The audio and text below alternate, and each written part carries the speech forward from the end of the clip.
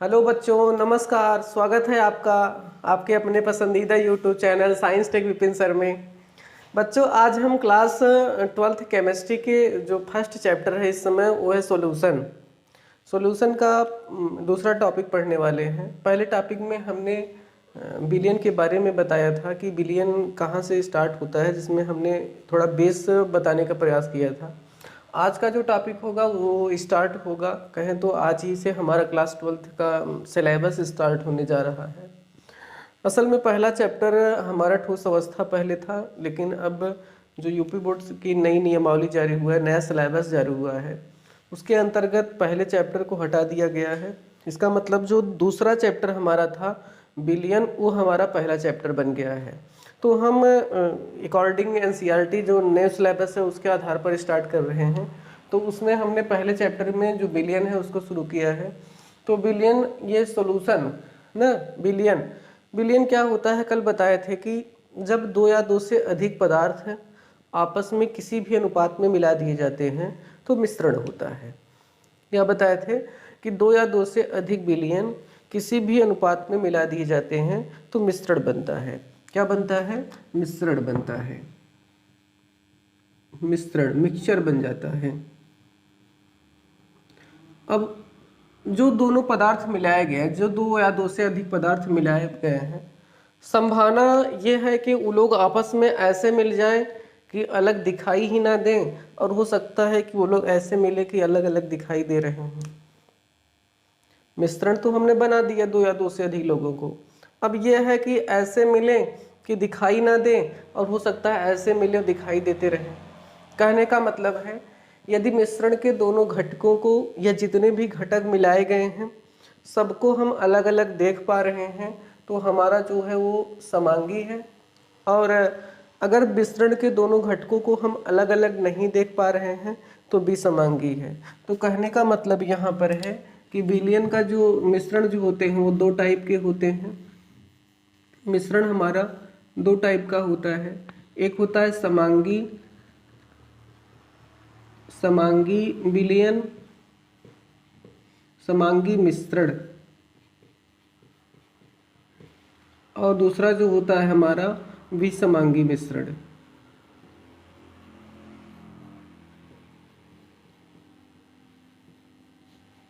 विसमांगी मिश्रण, समांगी मिश्रण क्या होता है? जिसमें मिश्रण के सभी घटकों को अलग अलग देखा जा सकता है, उसको हम समांगी मिश्रण कहते हैं। और जिसमें मिश्रण के दोनों सभी घटकों को अलग अलग नहीं देखा जा सकता है उसको हम विसमांगी कहेंगे, और नहीं देखा जा सकता है उसको हम समांगी कहेंगे। अब जो हमारा समांगी मिश्रण होता है उसी का नाम यहाँ पर विलयन होता है।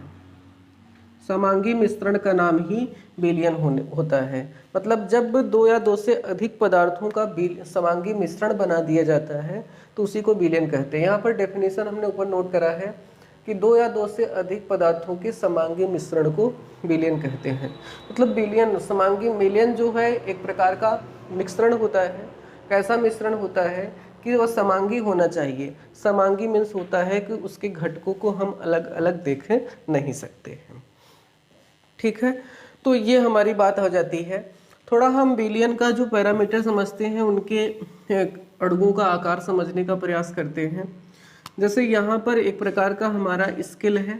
ये स्केल किस चीज़ का है? अगर स्केल बनाए हैं, ये अलग अलग टाइप के यहाँ पर कई खाने बने हुए हैं। कई खाने हमने बना दिया है ये, जिसमें उनके कणों के आकार को दिखाया गया है। थोड़ा सा हम और बड़ा बनाने का प्रयास करते हैं स्केल को। इतना बड़ा हमारा स्केल है, 1 2 3 4 5 6 7 8 9। यहाँ पर हमारा जो है वह 10 घाते -1 है, 10 घाते -2 है, 10 घाते -3, 10 घाते -4, 10 घाते -5, 10 घाते -6, 10 घाते -7, 10 घाते -8, 10 घाते -9 और 10 घाते -10। यह क्या है? ये कणों का साइज है। ये कणों का साइज का घटता क्रम है। कणों के साइज का, कणों के आकार का घटता क्रम। कणों के आकार का घटता क्रम। जैसे जैसे हम 10 घाते -1, 2, 3 ऐसे आते चले जा रहे हैं, वैसे वैसे उनके कणों का आकार घटता चला जा रहा है, वैसे वैसे उनके कणों का आकार घटता चला जा रहा है। तो किसी बिलियन का समांगी होना या विसमांगी होना वह उसके कणों के आकार पर डिपेंडेंट होता है, कणों के आकार पर डिपेंडेंट होता है। जिस पदार्थ में उसको मिलाया जा रहा है उसके कितने आकार के कण हैं इस पे हम निर्भर करते हैं। जैसे अगर कोई मिश्रण है विसमांगी है तो उसके जो अणुओं के आकार होंगे वो 10 घाते -2 से बड़े होंगे, 10 घाते -2 से बड़े होंगे। इसका मतलब इस रेंज में अगर आ रहा है तो वह विसमांगी होगा, वो विसमांगी मिश्रण होगा। ऐसा मिश्रण जिसमें जो कणों का साइज है, जो कणों का साइज होता है वह 10 घाते -2 से बड़ा हो। 10 घाते -2 को हम कह सकते हैं कि 0.01 मीटर, 0.01 मीटर इस साइज के होते हैं।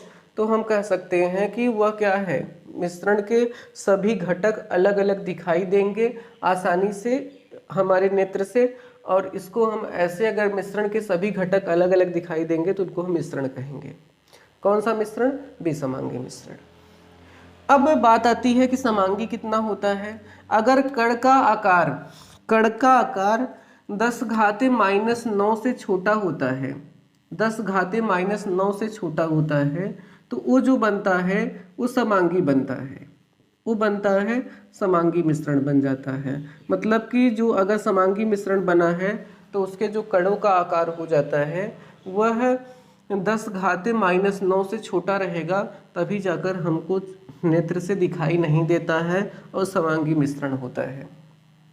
तो समांगी मिश्रण, इसमें घटकों को हम अलग अलग देख सकते हैं, इसमें अलग अलग घटकों को हम नहीं देख सकते हैं। अब बात आती है कि इनके बीच का जो इतना रेंज बचता है इसमें कौन से लोग आते हैं। ये 10 घाते -2 के इधर ये है, 10 घाते -2 से 10 घाते -9 के बीच का जो रेंज बचता है इसको हम कहाँ पर लेके जाएंगे।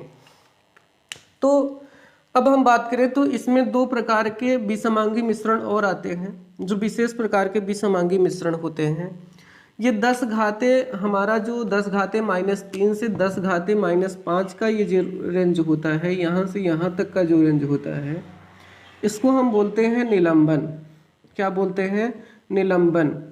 अब कहेंगे सर ये निलंबन क्या होता है, निलंबन किसे कहते हैं? निलंबन कैसा है? निलंबन भी एक विसमांगी है।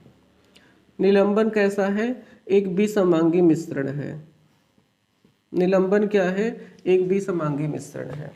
यह विसमांगी मिश्रण ऐसा होता है कि विसमांगी मिश्रण, इसमें थोड़ा सा फर्क ये हो जाता है, जो विसमांगी मिश्रण प्योर होता है उसमें अलग अलग घटक हमेशा दिखाई देते रहते हैं, लेकिन निलंबन में उसके कभी घटक अलग अलग दिखाई देते हैं और कभी नहीं दिखाई देते हैं।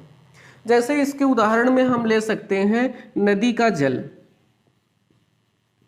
नदी का जल, अब नदी का जल हम जब लाते हैं तो उसमें जो उसके धूल के कण होते हैं वो इस प्रकार से मिले होते हैं कि इतने महीन में मिले होते हैं कि हमको अलग अलग दिखते नहीं हैं। नदी का जो पानी बहता रहता है वह हमको एक्चुअल में देखने में एकदम शुद्ध लगता है, उसमें धूल के कण इतने बारीक मिले होते हैं कि हमको दिखाई नहीं देते हैं। लेकिन अगर उसी पानी को हम कुछ देर छोड़ देते हैं, किसी बाल्टी में रख देते हैं, अगर हो सके तो थोड़ा अगर फिटकरी मिला देते हैं, तो हम देखेंगे जिस बर्तन में रखे हैं उस तली में, उस बर्तन की तली में अशुद्धियाँ नीचे बैठ जाती हैं। अब सोचो कि अगर अशुद्धियाँ नीचे बैठ गई तो इसका मतलब कैसा वो था? विसमांगी था। लेकिन हमको देखने में कैसा लग रहा था? समांगी लग रहा था। हमको देखने में कैसा लग रहा था? समांगी। एक्चुअल में क्या था वो? विसमांगी। तो ऐसे प्रकार के जो विलयन होते हैं उनको हम क्या बोलते हैं? निलंबन बोलते हैं। क्या बोलते हैं, निलंबन बोलते हैं।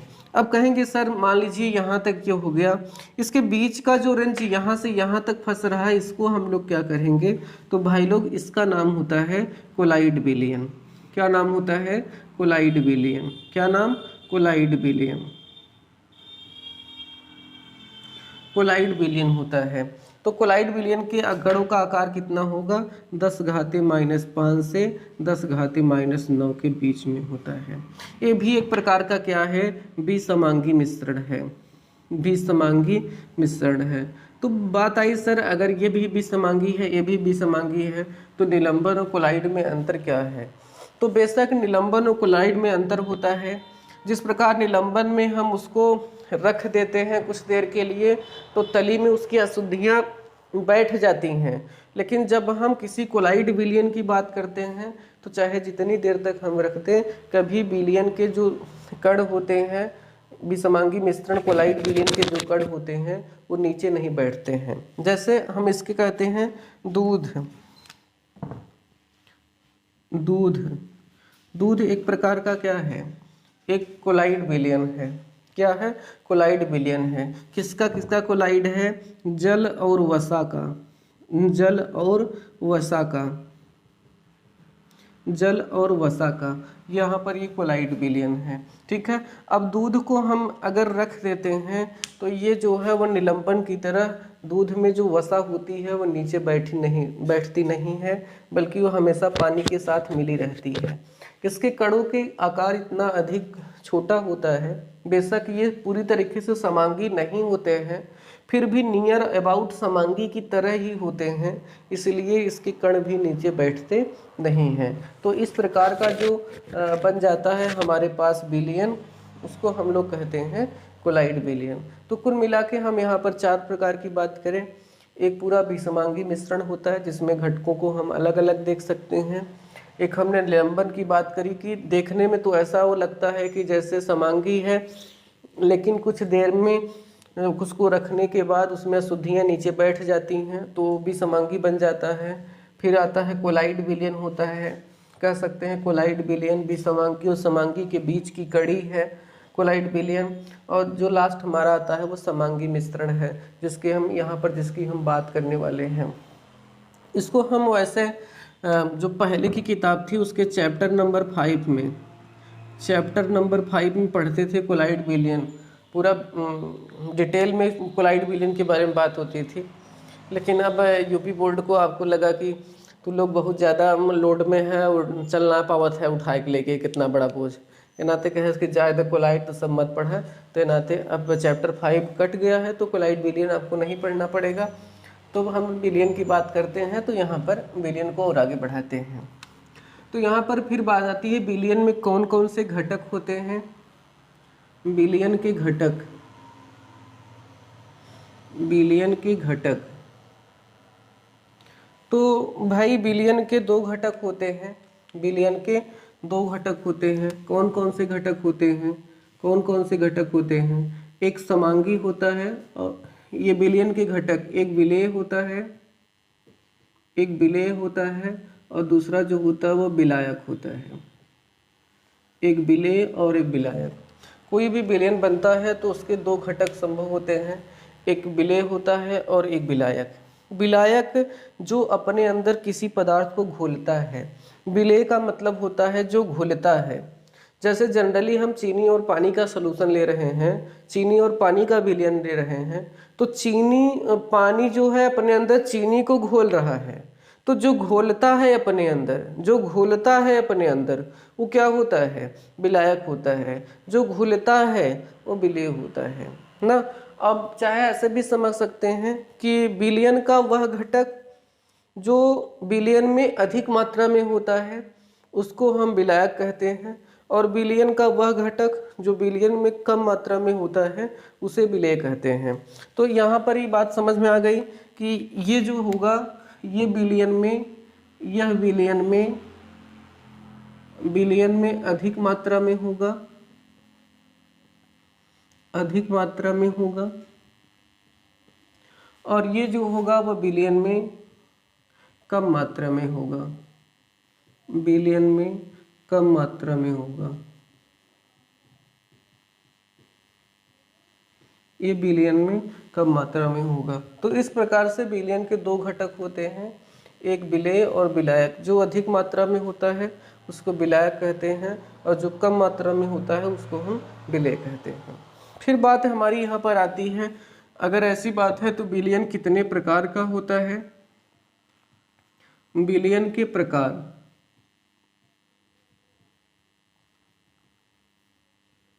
विलयन के प्रकार। तो भाई लोग विलयन के प्रकार, विलयन कई तरीके से उसके कई प्रकार के होते हैं। जैसे उसके सांद्रता के आधार पर, सांद्रता मीन्स होती है कि विलायक की निश्चित मात्रा में विलेय पदार्थ की मात्रा, कितनी मात्रा में कितने पदार्थ को घोला गया है। सांद्रता मीन्स होती है कि कितने विलेय पदार्थ में कितनी विलेय पदार्थ की मात्रा घोली गई है। तो ये सांद्रता होती है। तो इसको हम सांद्रता के आधार पर भी ज्ञात कर सकते हैं और अवस्था के आधार पर भी ज्ञात कर सकते हैं, अवस्था के आधार पर और सांद्रता के आधार पर।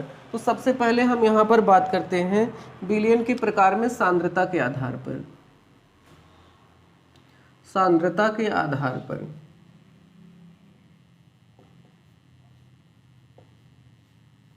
सांद्रता के आधार पर, अगर सांद्रता के आधार पर जाएंगे तो विलयन दो प्रकार का होता है। सांद्रता के आधार पर जाएंगे तो विलयन दो प्रकार का होता है। पहला होता है सांद्र विलयन, पहला होता है सांद्र विलयन और दूसरा होता है तनु विलयन।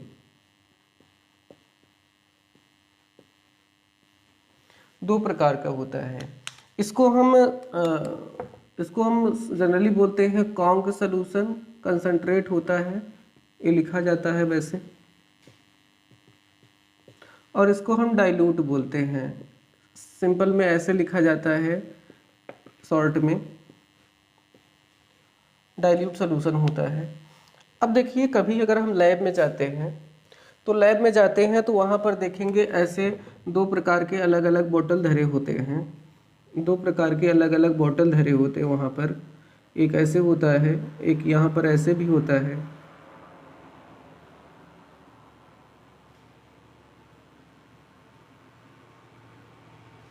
ना एक पे हमें लिखा रहता है कॉन्क H2SO4 और एक पे हमें लिखा रहता है ऐसे डाइल्यूट H2SO4। ये हमें ऐसे प्रयोगशाला में देखने को मिलते हैं। तो इससे हम मतलब क्या निकालते हैं, यहाँ पर इससे हम मतलब निकालते हैं, यहाँ पर इससे हम मतलब निकालते हैं कॉन्क H2SO4 और डाइल्यूट H2SO4। तो दो प्रकार के हमें विलयन देखने को मिलते हैं, एक कॉन्क H2SO4 होता है, एक डाइल्यूट H2SO4 होता है। कॉन्क मीन्स अब यहाँ पे समझ में आ रहा होगा, कॉन्क मीन्स होता है सांद्र विलयन होगा और डाइल्यूट मतलब होता है वह तन विलयन। यहाँ पर इसका मतलब क्या है ये समझना है। कहीं पर सांद्र विलयन है, सांद्र विलयन है, इसका मतलब कॉन्क है, कॉन्क का मतलब होता है इसमें विलेय पदार्थ की मात्रा अधिक होगी। जैसे विलेय और विलायक का बन के बना है, विलयन बना होगा, तो इसमें विलेय पदार्थ की मात्रा अधिक होगी। किसकी मात्रा?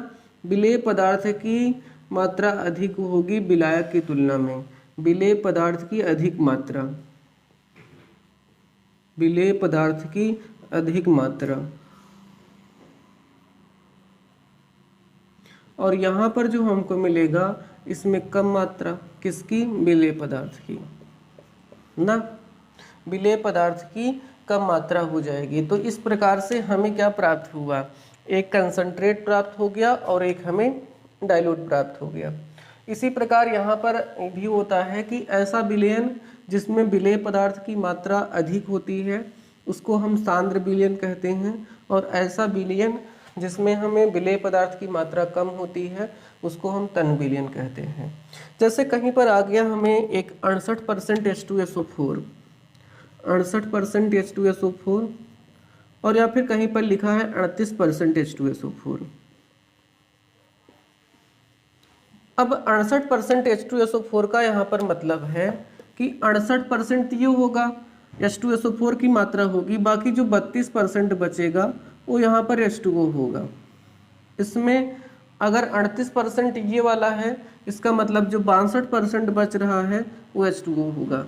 तो इसमें क्या है, जल की मात्रा कम है, इसलिए इसको हम बोलते हैं स्ट्रॉन्ग H2SO4 है, और यहाँ पर इसमें जल की मात्रा अधिक है तो इसको हम डाइल्यूट H2SO4 बोल सकते हैं।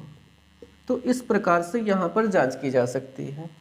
अब ठेठ भाषा में अगर समझावे चाहे कि तन और सांद्र का होते, तो घरे जवन हुए कमो में चीनी और पानी के शरबत बनत है, कहो बनत है ना, चीनी और पानी के शरबत बनवत हैं। तो चीनी और पानी का जो सलूशन बनता है, चीनी और पानी का शरबत, पानी का शरबत, गांव के आदमी इसको बहुत पसंद करते हैं। तो जैसे आजकल के नई जनरेशन में कोल्ड ड्रिंक चला हो, पहले के जनरेशन में जो पहले के आदमी थे वो शरबत पसंद करते थे, शरबत।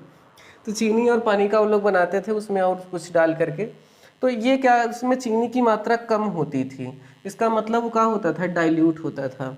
लेकिन अब छेना बनाए जाते, अब छेना बनाए जाते तो का कहा जाता है सीरा में डाल जाते चाशनी में, वो चाशनी का होते बहुत ज़्यादा गाढ़ा होते, तो चाशनी में चीनी की मात्रा अधिक होती है, चीनी की मात्रा अधिक, चीनी की मात्रा अधिक होती है।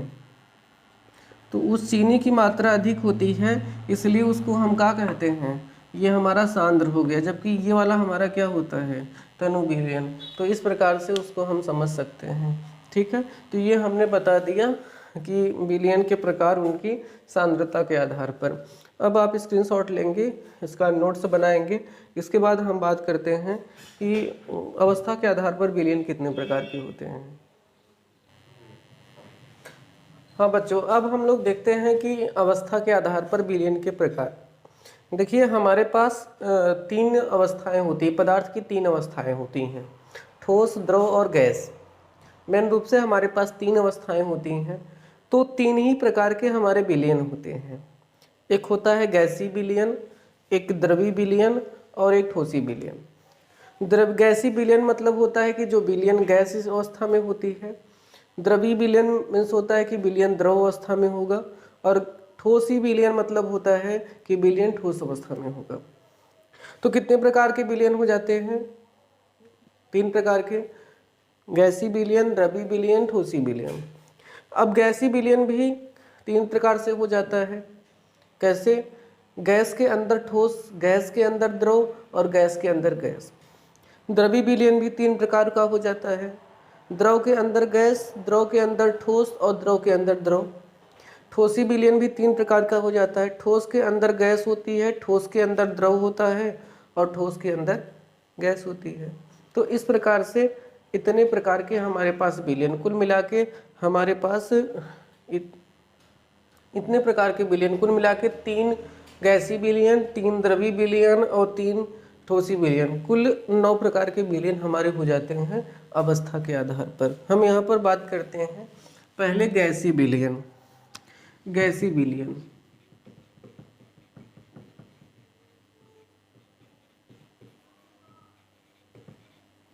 गैसीय विलयन, अगर हम गैसीय विलयन की बात करें, ध्यान रहे कि जो विलयन बन रहा है वही घटक उसका विलायक का काम करेगा। जैसे गैसीय विलयन बन रहा है तो एक बात कन्फर्म है कि उसका जो विलायक होगा वो गैस होगा, गैस होगा। विलायक क्या होगा, गैस होगा। तो गैसीय विलयन बताया, तो गैसीय विलयन भी 3 प्रकार, गैस में गैस को मिलाइए, गैस में द्रव को मिलाइए, गैस में गैस को मिलाइए। ये गैस तो तीनों में फिक्स है कि विलायक तो तीनों गैस ही रहेगा, लेकिन इसका विलेय बदल सकता है। विलेय हो सकता है गैस में गैस हो, अगर दोनों गैस है तो उसका उदाहरण क्या हो जाएगा, उसका उदाहरण क्या हो जाएगा कि विलायक भी गैस है और विलेय भी गैस है। आप सोचेंगे कैसा हो जाएगा, तो इसको में हो जाता है वायु के, उदाहरण क्या होता है, वायु। क्यों, क्योंकि वायु कई गैसों का मिश्रण होती है। वायु क्या है, गैसों का मिश्रण है। अगर ये कई गैसों का मिश्रण है तो जाहिर सी बात है कि वायु क्या है, गैस और गैस का विलयन होता है। दूसरा, अगर गैसीय विलयन है तो गैस तो विलायक रहेगा, लेकिन हो सकता है कि हमारा जो विलेय पदार्थ हो द्रव हो जाए। अगर विलेय पदार्थ द्रव हो जाएगा तो समझिए आप, विलायक गैस और विलेय पदार्थ द्रव, मतलब विलयन हमें मिलना चाहिए विलयन जो हमें मिलना चाहिए वो हमें गैस अवस्था मिलना चाहिए, लेकिन उसके अंदर द्रव होनी चाहिए, उसके अंदर द्रव होना चाहिए। तो इसका जो उदाहरण होता है वह होता है क्लोरोफार्म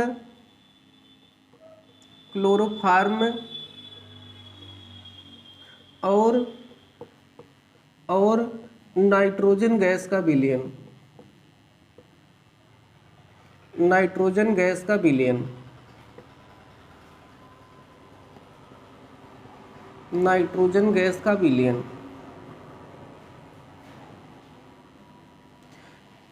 क्लोरोफार्म और नाइट्रोजन गैस का विलयन। क्लोरोफार्म नाइट्रोजन गैस में अगर क्लोरोफार्म को मिला दिया जाता है तो क्लोरोफार्म जो होती है वो भी गैस अवस्था में चली जाती है और इस प्रकार से एक गैसीय विलयन तैयार हो जाता है हमारे पास कि वो नाइट्रोजन गैस के अंदर हमको क्लोरोफार्म मिलेगा, जबकि क्लोरोफार्म किस अवस्था में होता है? द्रव अवस्था में होता है। तीसरी चीज होती है कि विलायक तो गैस ही रहेगा क्योंकि गैसीय विलयन बन रहा है, इसका जो विलेय पदार्थ होता है वह ठोस हो सकता है। अगर ऐसा हुआ तो गैस के अंदर ठोस होना चाहिए, गैस के अंदर ठोस होना चाहिए। इसका हमारे पास जो उदाहरण आता है वो आता है कपूर में, कपूर और नाइट्रोजन गैस का विलयन, कपूर और नाइट्रोजन गैस का विलयन। यह एक ऐसा विलयन होता है, यह एक ऐसा विलयन होता है जो कि गैसीय विलयन है लेकिन उसके अंदर ठोस पदार्थ पाया जाता है।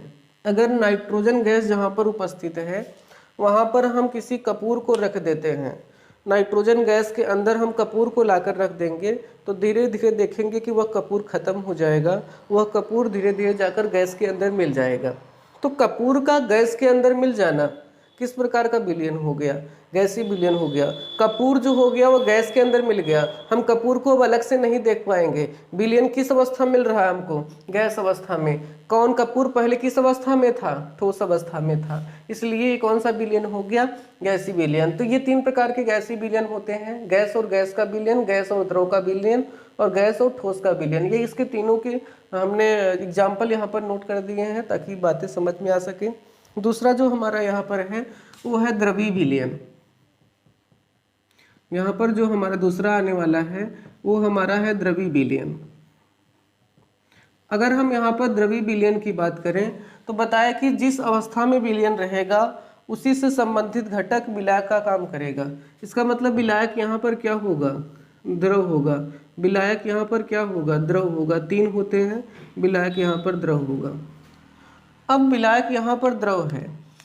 अब ये तीन तरीके से हो जाते हैं, जैसे ये गैस के लिए बना, द्रव के साथ बना, ठोस के साथ, वैसे ही यह भी बन जाएगा। किसके साथ बन जाएगा?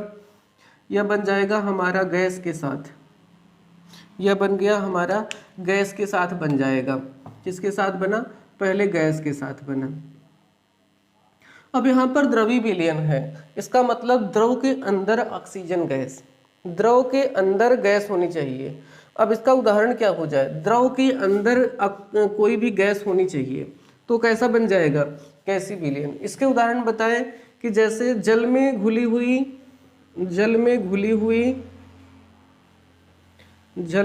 हुई ऑक्सीजन गैस। क्या जल में ऑक्सीजन गैस घुली होती है?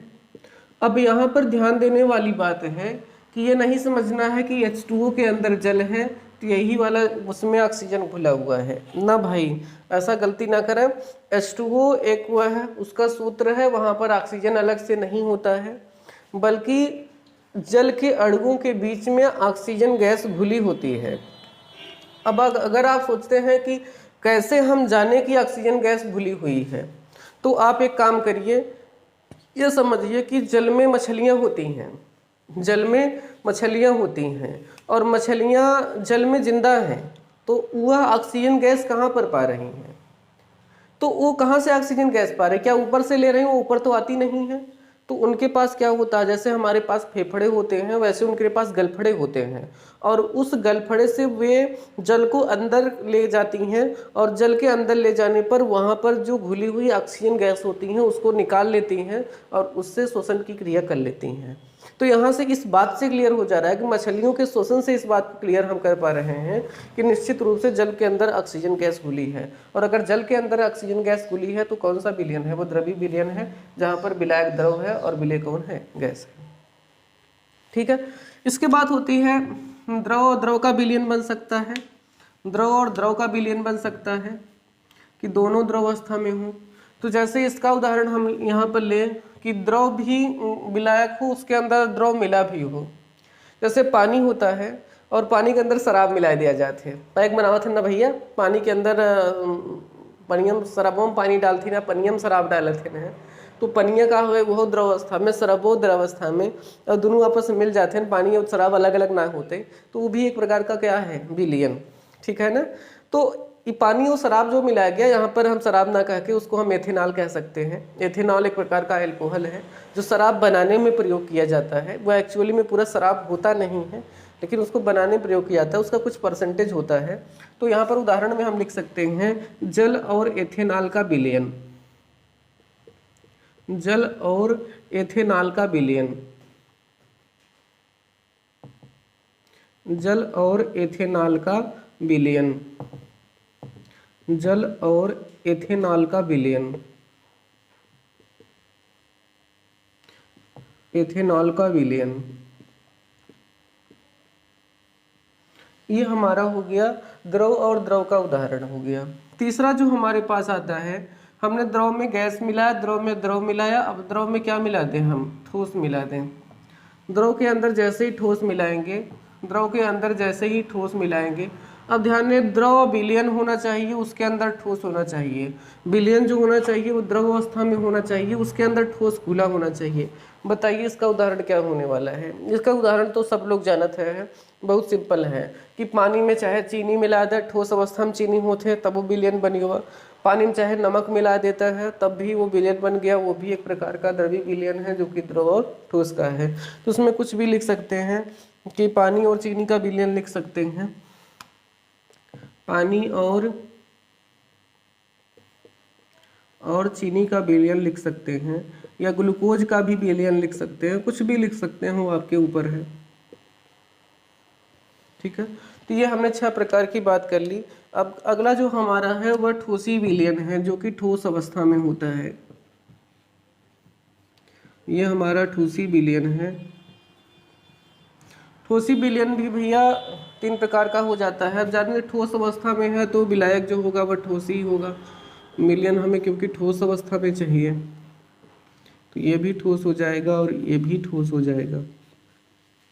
अब इसका द्रव क्या हो जाएगा, अब जैसे यहाँ पर गैस के साथ बना, द्रव के साथ बना, ठोस के साथ, ऐसे भी यहाँ पर गैस के साथ हो सकता है। अब यहाँ पर ध्यान देने वाली है कि विलायक जो है ठोस अवस्था में है, विलेय जो है वो गैस अवस्था में है। मतलब ठोस के अंदर गैस होनी चाहिए। ऐसा कोई गैस को विलयन आप बताइए कि जिसके अंदर ठोस के अंदर गैस हो, ठोस के अंदर गैस हो। तो हम बताते हैं आपको, ठोस के अंदर गैस का विलयन होता है हाइड्रोजन और पैलेडियम, पैलेडियम, पैलेडियम और हाइड्रोजन का विलयन, हाइड्रोजन का विलयन।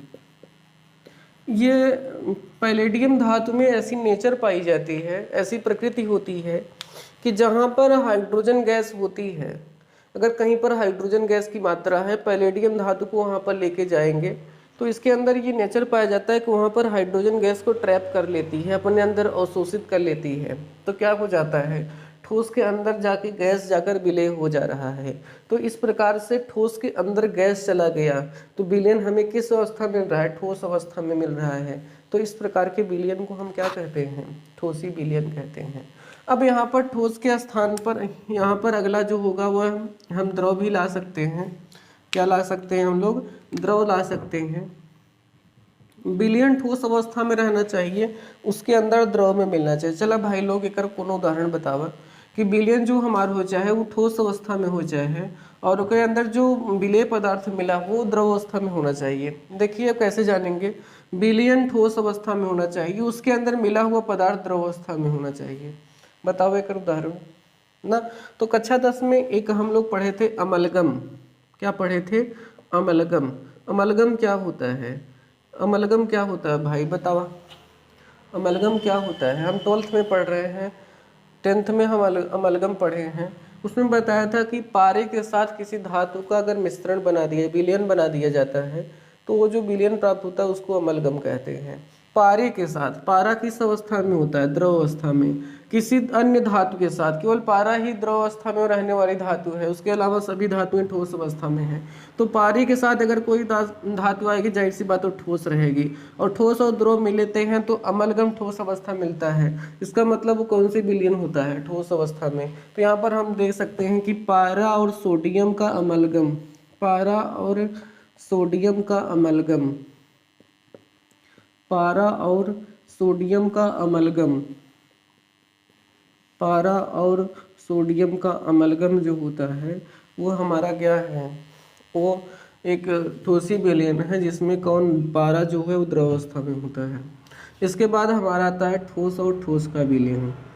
ठोस का विलयन, जो उसका विलायक हो वो भी ठोस अवस्था में रहना चाहिए और विलेय भी ठोस अवस्था में रहना चाहिए। चलो भाई लोग, लास्ट में एक आप सब उदाहरण बता दें तब मामला क्लियर हो जाए। ठीक है, बतावा मामला क्लियर करे कि का होए वाला बा।